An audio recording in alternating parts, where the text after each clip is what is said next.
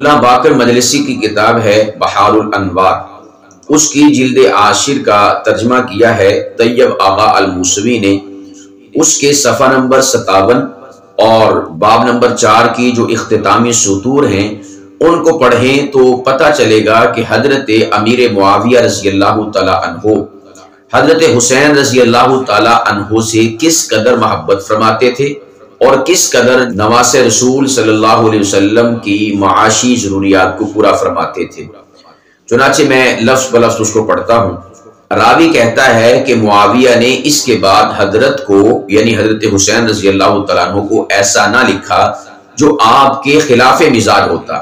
چونکہ حضرت حسین نے حضرت معاویہ کو خط لکھا تھا تو جواباً معاویہ رضی اللہ تعالیٰ عنہ نے بھی حضرت حسین کو خط لکھنا تھا۔ تو راوی کہتا ہے کہ معاویہ رضی اللہ تعالیٰ عنہ نے خط میں کوئی ایسی بات نہ لکھی جو کہ حضرت حسین کے مزاج کے خلاف ہوتی،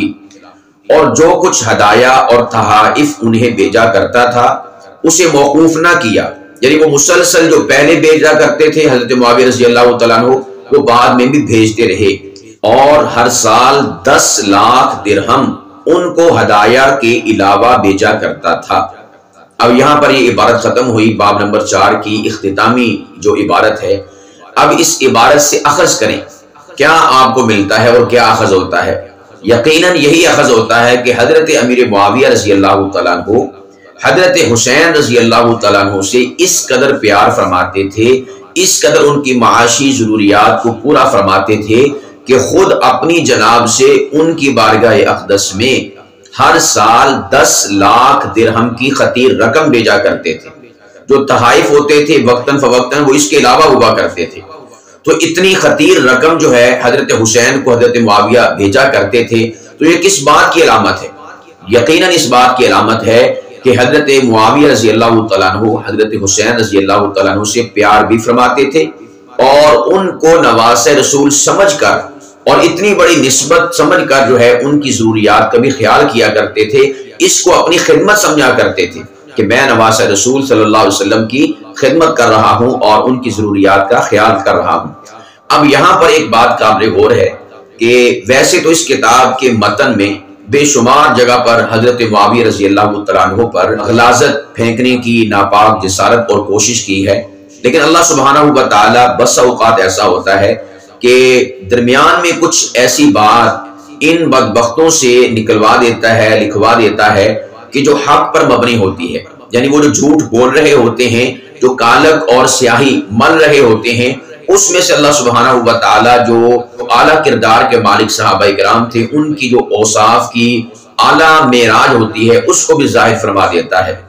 اب آگے پیچھے ہر جگہ پر حضرت معاویہ کو کوسا گیا، لیکن اللہ سبحانہ و تعالیٰ نے یہاں پر اسی ملا باقر مجلسی کے قلم سے حضرت امیر معاویہ رضی اللہ تعالیٰ عنہ کی عظمت و شان کا بھی اظہار فرما دیا کہ وہ کس قدر عظیم شان کے مالک تھے اور کس قدر نواسۂ رسول کا پاس اور لحاظ رکھنے والی ہستی تھی۔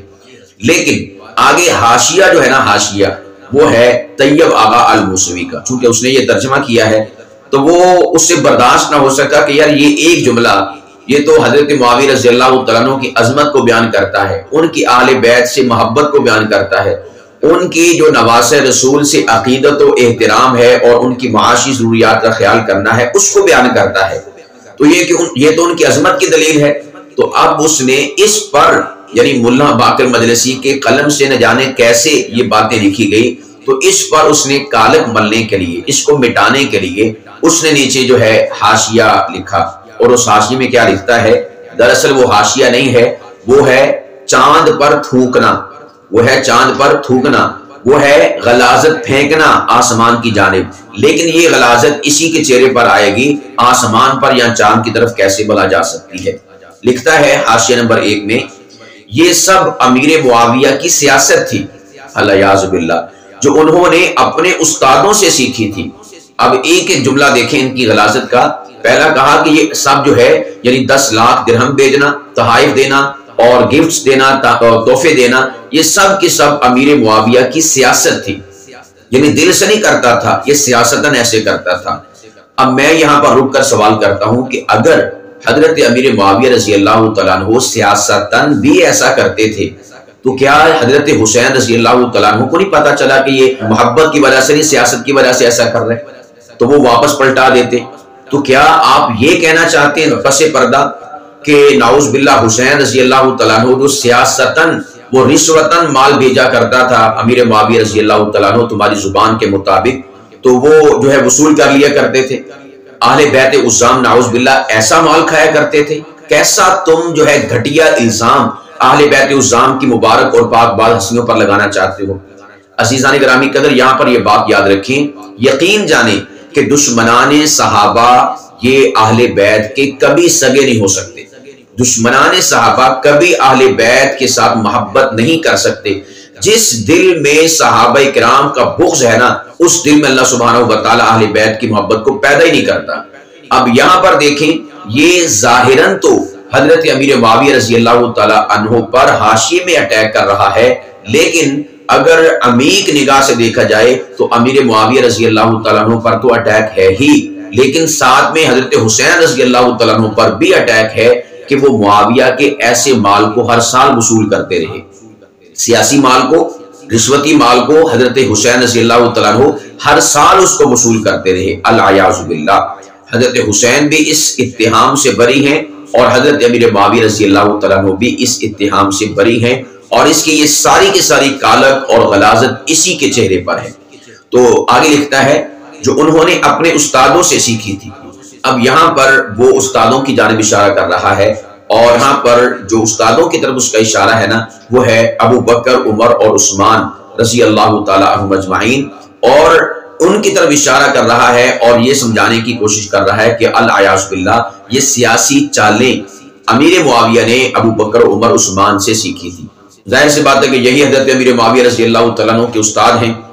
ہر حوالے سے، تو یہ ان کی بھی توہین اسی ایک سطر میں کر رہا ہے۔ گویا کہ ایک سطر میں یہ کیسے غلیظ ترین ہیں لوگ کہ ایک ہی سطر میں حضرت حسین کی بھی توہین، ایک ہی سطر میں امیر معاویہ رضی اللہ تعالیٰ عنہ کی بھی توہین، اور اسی سطر میں ابو بکر، عمر، عثمان غنی رضی اللہ تعالیٰ عنہ مجمعین سب کی توہین کر رہا ہے۔ آگے کہتا ہے اہل بیت کی بے کنی کر کے ان کے حقوق پر قبضہ جمانا، اس کے بعد دنیا کو دکھانے کے لیے مال و زر اور تحفہ و ہدایہ بھیجنا بازیچہ سیاست کا کوئی نیا مہرہ نہ تھا۔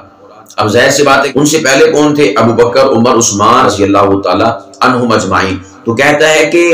ان تمام کا جو پہلے والے تھے نا افراد جو سیاست کرنے والے تھے، یہ انہی کا طریقہ کار تھا جس کو امیر معاویہ نے اڈاپٹ کیا، اور اس طریقہ کار کو اپناتے ہوئے ہر سال سیاسی طور پر، رشوت کے طور پر امیر معاویہ امام حسین کو یہ پیسے پہنچایا کرتے تھے۔ اس کے بعد لکھتا ہے اہل بیت کی بے کنی کر کے ان کے حقوق پر قبضہ جمانا، اس کے بعد دنیا کو دکھانے کے لیے مال و زر، تحفہ و ہدایہ بھیجنا بازیچہ سیاست کا کوئی نیا مہرہ نہ تھا۔ اب وہ کہتا ہے کہ یہ جو امیر معاویہ نعوذ باللہ سیاست کیا کرتے تھے کہ ہر سال تحفے بھی دیتے، تحائف بھی دیتے، اور 10 لاکھ کی خطیر رقم بھی دیا کرتے تھے، یہ دراصل ان کے اہل بیت کے حقوق پر قبضہ کر کے پھر دنیا کو دکھانے کے لیے وہ سب ایسا کیا کرتے تھے، اور کہتا ہے کہ یہ بازیچہ سیاست کا کوئی نیا مہرہ نہ تھا۔ یعنی جو پہلے والے العیاذ باللہ سیاسی رہنما تھے، لیڈر تھے، حضرت ابوبکر، عمر، عثمان رضی اللہ تعالیٰ عنہ مجمعین، جو پہلے سیاسی قائد رہ چکے تھے، وہ بھی اہل بیت عظام کے ساتھ ایسا ہی معاملہ کیا کرتے تھے۔ تو کہتا ہے کہ یہ معاویہ نے ان سے سیکھا اپنے استادوں سے، اور اسی کا پھر اطلاق یہاں پر کرتا ہے کہ امام حسین رضی اللہ تعالیٰ عنہ کے ساتھ بھی یہ ایسا ہی کیا کرتے تھے۔ تو اس سے آپ اندازہ لگا سکتے ہیں ان لوگوں کی خباثت کہ جو ان کی کتاب سے ایک بات حضرت امیر معاویہ رضی اللہ تعالیٰ عنہ اور حضرت حسین رضی اللہ تعالیٰ عنہ اور صحابہ کرام اور اہل بیت عظام کی جو آپس میں محبت تھی اس کو اجاگر کر رہی تھی، اس پر بھی اس نے کالک ملنے کی ناپاک جسارت اور کوشش کی ہے۔ تو اس کتاب سے اب یہ جو بات اخذ ہوئی ہے، میں اس کو کنکلوڈ کرنا چاہوں گا، وہ یہ ہے کہ حضرت امیر معاویہ رضی اللہ تعالیٰ عنہ حضرت حسین رضی اللہ تعالیٰ عنہ کو ہر سال 10 لاکھ درہم بھیجا کرتے تھے، جو تحائف کے علاوہ ہوا کرتے تھے۔ اس سے پتہ چلتا ہے کہ ان لوگوں کی آپس میں کس قدر محبت تھی، کس قدر عقیدت تھی۔ اللہ سبحانہ و تعالی ہمیں صحابہ اور اہل بیت عظام کی محبت عطا فرمائے اور ان کی انسلٹ اور توہین کرنے سے ہمیں محفوظ فرمائے۔